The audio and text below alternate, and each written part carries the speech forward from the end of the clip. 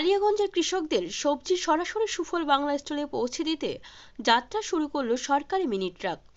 শুক্রবার কালিয়াগঞ্জের প্রসিদ্ধ মা বয়রাকালী মন্দিরে পুজো দিয়ে সবজি বহনকারী সরকারি মিনি ট্রাকের আনুষ্ঠানিক যাত্রার সূচনা করা হয়।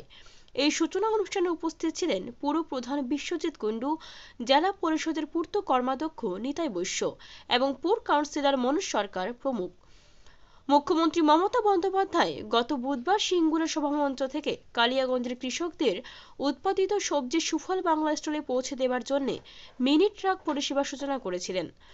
পশ্চিমবঙ্গ সরকারের কৃষি বিপণন দপ্তরের অধীনে সুফল বাংলা স্টলে বিক্রির জন্য কালিয়াগঞ্জের বিভিন্ন গ্রামীণ এলাকা থেকে সবজি বহন করবে এই সরকারি মিনি ট্রাক। রাধিকাপুরের একটি ফার্মার্স ক্লাব এই মিনি ট্রাক পরিচালনা করবে। সরকারের একটা স্বপ্নের প্রকল্প।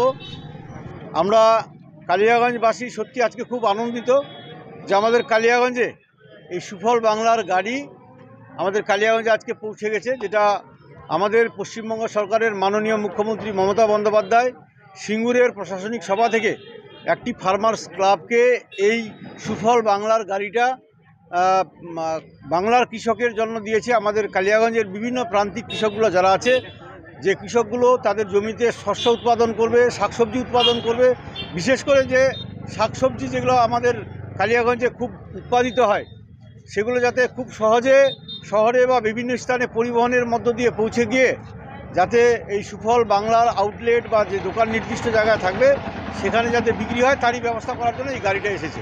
এই গাড়ি গ্রাম থেকে সরাসরি কৃষকদের কাছ থেকে ফসলগুলি ক্রয় করবে।